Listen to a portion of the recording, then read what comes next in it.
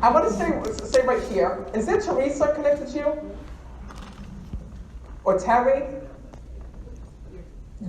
I was hearing that name when I was connected. I felt like it was behind, like someone was saying like behind you. I kept hearing like Terry, or Teresa. Does anyone, you don't know who that would be? No. That passed? No. That passed, yeah. Yeah, no. I wonder if that's somebody, I'm just listening, hold on.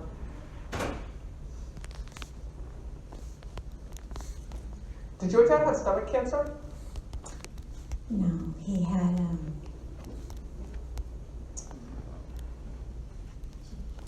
it's hard. He didn't know that we knew what he had. It was a blood disease.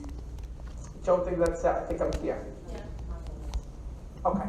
And are you connected to Teresa or Terry? I'm coming over here. I love when people start to back up. It's just like, I'm hearing that name that's here as well. So it's going to be somehow connected. I'm hearing, because when you were saying your father, I'm hearing, well, I'm the father, but I passed the stomach. So it's going to be your dad's way of coming through. So he had stomach cancer here in the physical? Yes. And that's what he passed from? Yes, it was stage 4 pancreatic cancer. Okay. And did that go into his digestion, or what was the digestive issues? Yes, into his biliary duct. Okay, and this is your mom? This is my mom, and this is Okay. this is his sister. Perfect. Yes. No, I think he's also connected with the Teresa, so I don't know if that was his grandmother or who that was. I used to always tell him I want to be like Mother Teresa because I'm an aspiring nurse, so I always told him I want to be just like her to take care of people. Could be, because I'm hearing that name that's connected. I didn't hear any message that was connected. I kept hearing Teresa say Teresa. So it could be if that was one of the things that you talk about that you used to tell your dad here in the physical world. Yes. Know that, but I also want you to check just to make sure that it's not somebody that he would be with. Know that one of the things that I'm hearing, because when I'm connected with him, I kept feeling all of my insides hurting right in through here. Yes. And when I'm connecting with your father, he says to me that this took a while to diagnose, to understand what was going on with him. Because in the beginning, I kept feeling like he had indigestion, or he thought he had indigestion. Because he keeps showing me the Tums bottles when I'm connecting with him. And he's taking Tums. Yes. You understand that? Yes. And he says to me, I can't get rid of this heartburn. I can't get rid of this upset stomach. I have it all in through here. Yes. And then next thing you know, all of a sudden, he says, I just pass. And your dad said to me, listen, he goes, I had no idea that I was sick for as long as I was. You know, before he even got diagnosed with pancreatic cancer, they didn't realize that it had spread into this area or there was something in through here. But I can tell you that when I'm connected with him, I feel like there's a tumor sitting right here when I'm speaking with your dad. Yes. He says, and because of that, I had issues moving throughout my body. I had issues eating. I had issues digesting things. Yes. He says, and I need you to know that on the other side, that this is all gone.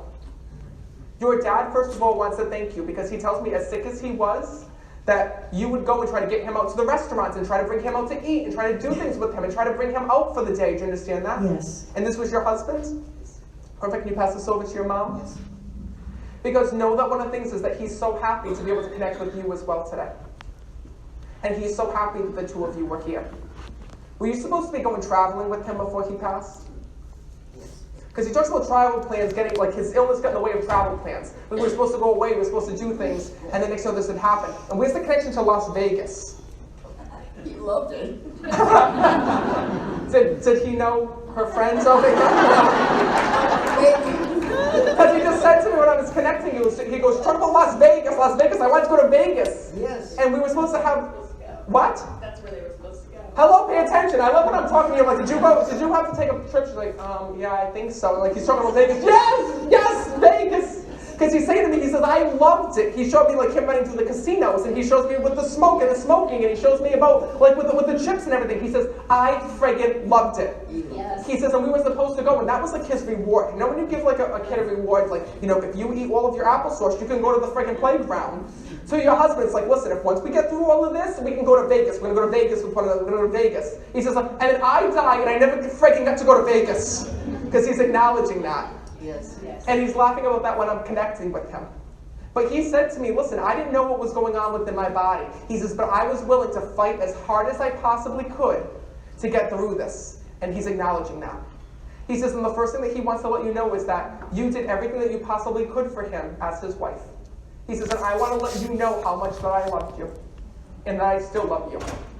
He says, even though He just said to me when I'm connecting with him that when he first met you, he knew that you were going to be his wife. Even though he tells me that you didn't want him. Were you dating somebody else? Oh, bullshit. He says to me when I'm connecting that you didn't want to date him or be with him back when you first met. He was in the seminary. And,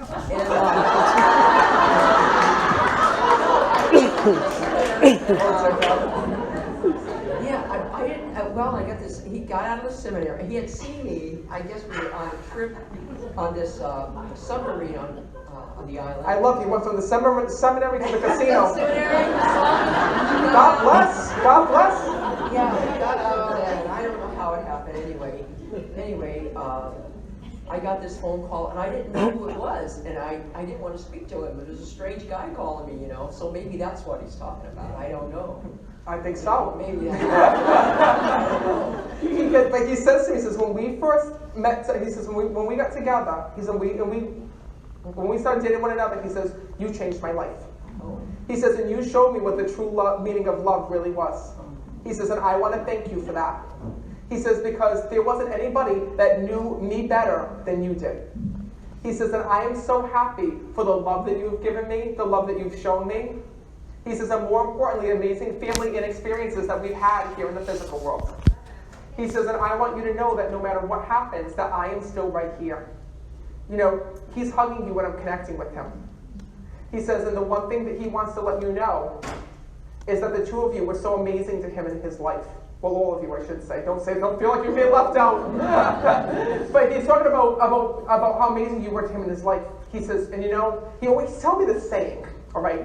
Like, that, I don't know, I've heard the saying once or twice, but the saying that goes like, if you live once and you do it right, then once is enough. That's what he's telling me when I'm connecting with him. And I don't know if that's what he used to say, or if he used to have quotes here in the physical world, but he just said to me, I lived my life, I lived it once and I lived it good. He says, and what I want you to know is that on the other side, I am here. He says, and even though I went through so much here in the physical world, he says it was only because of the fact that I was trying my hardest to stay alive for as long as I could when I was here. Because he's acknowledging that.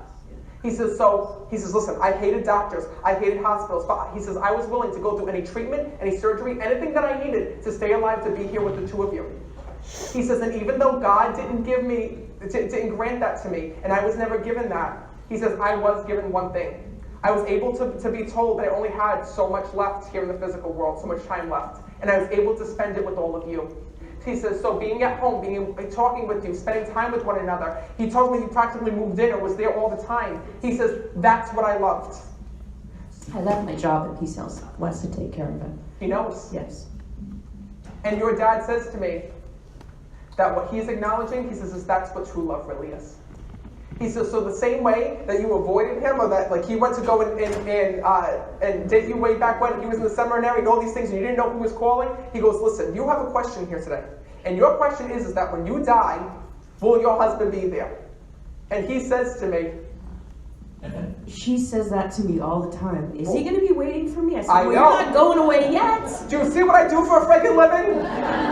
They tell me the questions that you have. He says to me, one day when you die, not for many years, but when it does happen, he goes, I will be right there. He goes, just like that phone call where you didn't know who the hell it is, he goes, you better know that who I am. He goes, when I appear, he goes, and I'm ready to take you over. He goes, but he says, until that time, he says, enjoy your life. Don't worry about it. He says, what this has taught me in my life is to hug our loved ones a little bit closer. Pull them in every day the same way that we did. And enjoy our life here in the physical world. He says, that's all I want for you. He goes, don't worry about when you're going to die, if we're going to be together. Of course we're going to be together. He goes, you can't avoid me.